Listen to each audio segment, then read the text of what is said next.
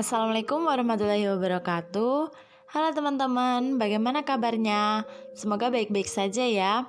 Baik, perkenalkan kami dari kelompok 6 mata kuliah KD PPKN dari kelas PGMI 4A Yayan Surakarta akan mempresentasikan hasil kerja kelompok kami mengenai kerjasama antar bangsa. Nah, sebelum kita masuk materi, kita perkenalan dulu ya dengan kelompok 6. Kelompok 6 terdiri dari yang pertama ada Rismaya Winda Aryani dengan NIM 193141015. Yang kedua ada Muhammad Mahmud Mutakin dengan NIM 193141022. Yang ketiga ada Ferian Agustin Hikmawati dengan NIM 193141026. Dan yang terakhir ada Siti Suryaningsih dengan NIM 193141033. Nah, karena perkenalan kita sudah selesai, saatnya kita masuk ke materi ya. Selamat menyaksikan, enjoy! Masuk pada materi yang pertama adalah bentuk kerjasama antar bangsa. Setiap negara perlu memperjuangkan kepentingan nasionalnya di luar negeri. Oleh karena itu, diperlukan adanya suatu kerjasama untuk mempertemukan kepentingan nasional antar negara tersebut. Kerjasama antar negara bentuknya bermacam-macam, mulai kerjasama ekonomi, perdagangan, dan lain-lain.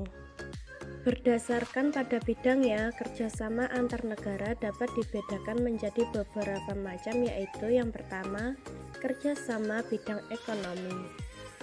Merupakan bentuk kerjasama yang menitik beratkan pada kepentingan ekonomi negara-negara yang melakukan kerjasama. Kerjasama ekonomi ini diantaranya APEC atau Asia Pacific Economic Cooperation, yaitu kerjasama ekonomi yang dilakukan negara-negara di kawasan Asia dan Pasifik. Dan ada pula MIE atau Masyarakat Ekonomi Eropa, yaitu kerjasama ekonomi yang dilakukan oleh negara-negara di kawasan Eropa. Kemudian yang kedua adalah kerjasama bidang sosial. Merupakan bentuk kerjasama antara negara yang dilakukan dalam bidang sosial. Kerjasama sosial ini diantaranya pertama adalah WHO atau World Health Organization, yaitu kerjasama antara negara anggota PBB dalam bidang kesehatan. Yang kedua ada UNICEF atau United Nations Children and Education Fund, yaitu kerjasama antara anggota-anggota PBB dalam menangani permasalahan anak-anak. Kemudian ada ILO atau International Labour Organization, yaitu organisasi internasional yang bergerak dalam bidang perburuhan. Kemudian kerjasama yang ketiga adalah di bidang pertahanan. Merupakan kerjasama yang dilakukan dalam bidang pertahanan atau politik. Di antaranya ada SEATO atau Southeast Asia Treaty Organization, yaitu fakta militer yang bertujuan untuk membendung komunisme di kawasan Asia Tenggara. Kemudian ada ANZUS, Australia, New Zealand, and United States, adalah fakta militer yang bertujuan untuk membendung arus komunisme di kawasan Australia, Selandia Baru, dan Amerika Serikat. Kemudian ada NATO, North Atlantic Treaty Organization, adalah fakta pertahanan militer yang bertujuan untuk membendung arus komunisme di kawasan Atlantik Utara. Kemudian ada CENTO, Central Treaty Organization, adalah fakta militer yang bertujuan untuk membendung komunisme di Timur Tengah. Kemudian ada Pakta Warsawa, yaitu fakta militer yang dibentuk oleh Uni Soviet untuk membendung pengaruh Amerika di Eropa Timur. Kemudian ada pula kerjasama internasional yang pernah dilakukan oleh negara Indonesia adalah sebagai berikut. Yang pertama, kerjasama Indonesia dengan Australia. Dari hasil kerjasama dengan Australia memiliki tujuan saling menguntungkan di bidang pertanian dan di sektor peternakan. Kemudian yang kedua adalah kerjasama Indonesia dengan Suriname. Kerjasama ini memiliki tugas membantu kesulitan-kesulitan mengenai pertanian. Kemudian kerjasama yang ketiga adalah Indonesia dengan Gambia. Tujuan dari kerjasama ini adalah semata-mata membantu negara yang sedang berkembang di bidang pertanian. Kemudian, Indonesia dengan Tanzania. Tanzania telah aktif turut serta dalam program KTNB yang diselenggarakan Indonesia sejak tahun 1982. Kemudian Indonesia dengan Madagaskar. Kerjasama ini memiliki tugas membantu negara Madagaskar karena sangat membutuhkan bantuan Indonesia terutama di bidang pertanian dan mengharapkan keahlian dan kemajuan pertanian di Indonesia dapat ditransfer ke Madagaskar. Kemudian kerjasama Indonesia dengan Fiji. Pemerintah Fiji mengharapkan bantuan dari pemerintah Indonesia untuk bidang pertanian. Kemudian Indonesia dengan Papua New Guinea. Kemudian kerjasama Indonesia dengan Vanuatu. Kemudian kerjasama Republik Indonesia dengan Arab Saudi yang menemui kesepakatan kerjasama tujuannya untuk menggali potensi kerjasama bilateral antara kedua negara di bidang peternakan, perkebunan, dan perikanan serta juga melihat kemungkinan melakukan investasi di Indonesia.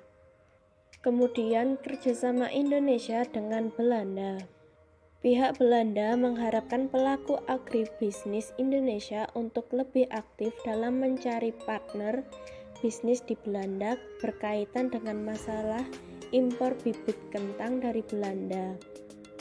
Kemudian kerjasama Republik Indonesia dengan Mesir yang menghasilkan beberapa kesepakatan yang tertuang ke dalam agreement minutes yang ditandatangani oleh masing-masing ketua delegasi.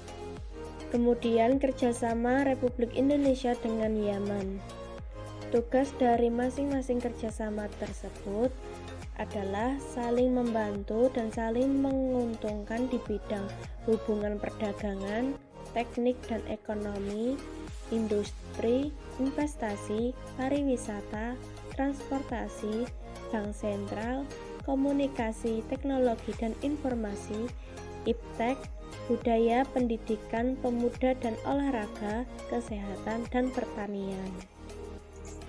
Kemudian manfaat kerjasama antar bangsa.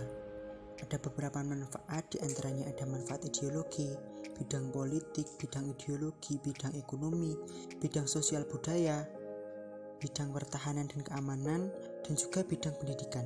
Yang pertama adalah bidang ideologi.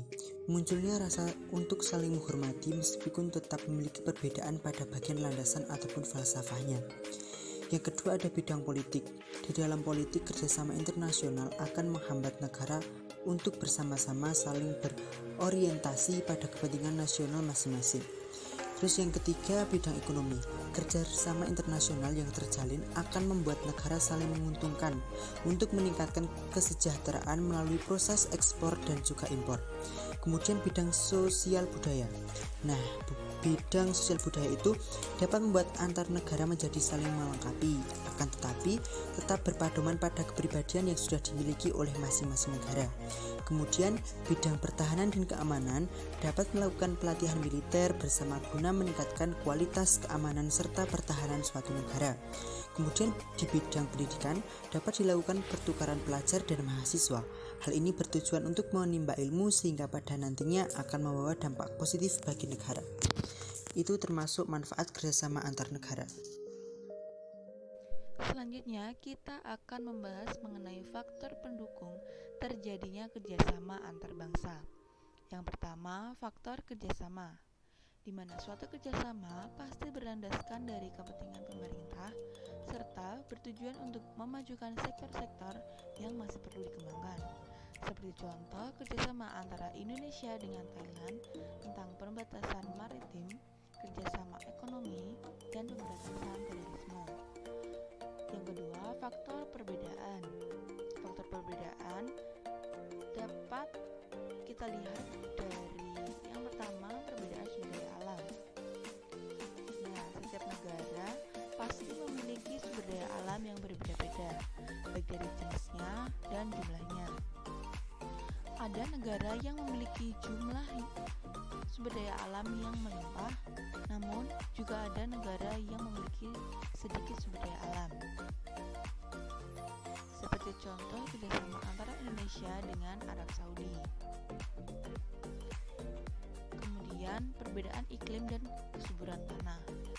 Perbedaan iklim dan kesuburan tanah antara satu negara dengan negara lain akan menyebabkan perbedaan jenis tanaman juga.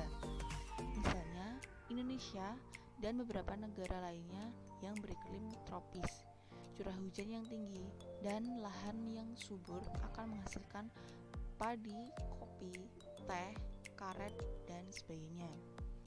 Sedangkan negara Eropa yang memiliki iklim yang berbeda tidak cocok untuk jenis tanaman tersebut, sehingga mereka harus memperolehnya dari negara-negara tropis seperti Indonesia.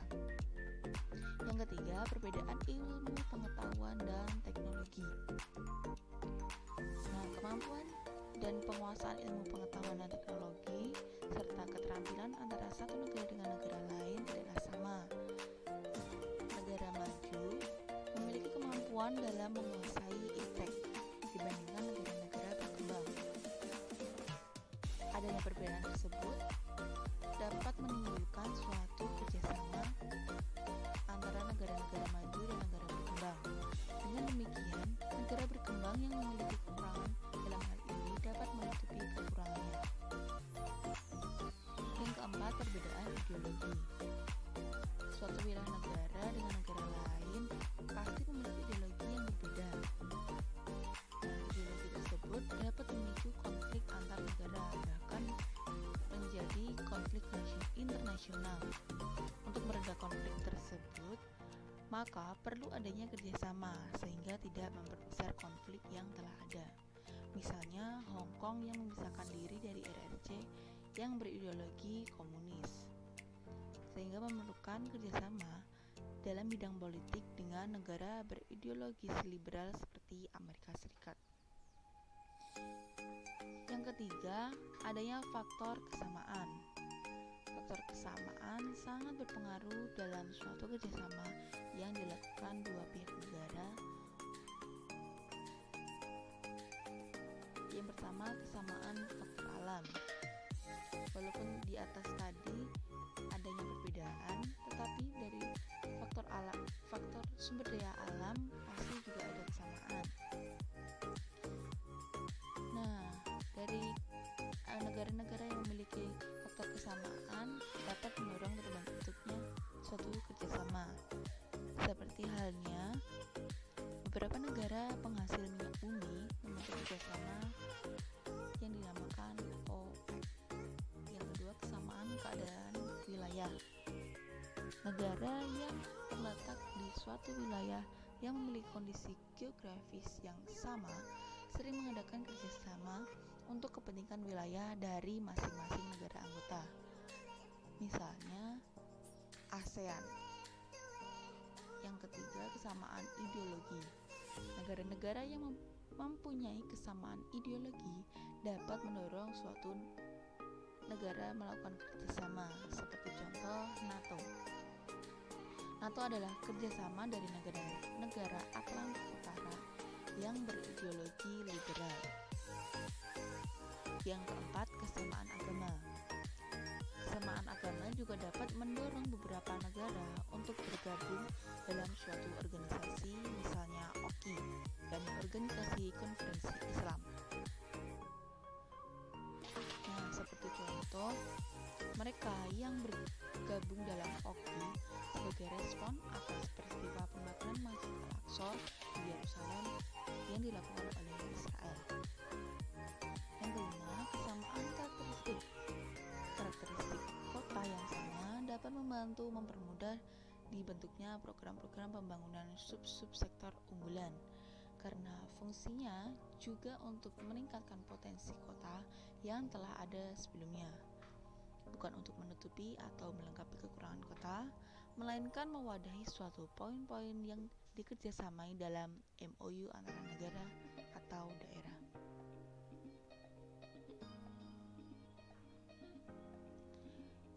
Kemudian yang keempat, tujuan dari kerjasama. dari kerjasama yang dijalin antar negara memiliki tujuan dan alasan tersendiri untuk mengembangkan sektor-sektor yang ada di daerah atau negaranya. Tujuan tersebut meliputi tukar-menukar pengetahuan dan pengalaman tentang pembangunan di bidang masing-masing. Yang kedua, mendorong tumbuhnya prakarsa dan peran aktif pemerintah daerah, masyarakat, dan swasta. Yang ketiga, meningkatkan optimalitas pengelola potensi daerah. Yang keempat, mempercepat persahabatan dan masyarakat kedua belah pihak. Dan yang terakhir, tukar-menukar kebudayaan dalam rangka memperkaya pengetahuan kebudayaan daerah. Baik teman-teman, sekarang kita masuk pada materi yang terakhir, yaitu mengenai faktor penghambat kerjasama antar negara. Nah, ada apa saja sih faktor penghambat kerjasama antar negara itu? Baik, untuk faktor penghambatnya itu ada 6, yaitu yang pertama perbedaan mata uang antar negara. Terus untuk faktor penghambat yang kedua yaitu kualitas sumber daya yang rendah. Terus yang ketiga yaitu pembayaran antar negara sulit dan resikonya sangat besar.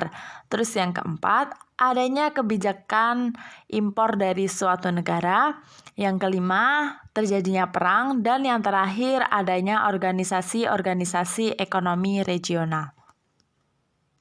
Sebelumnya, kelompok kami punya pertanyaan nih untuk teman-teman. Pertanyaannya yaitu, bagaimana sih peran pemerintah dalam kerjasama antar negara? Jangan lupa dijawab di kolom komentar ya.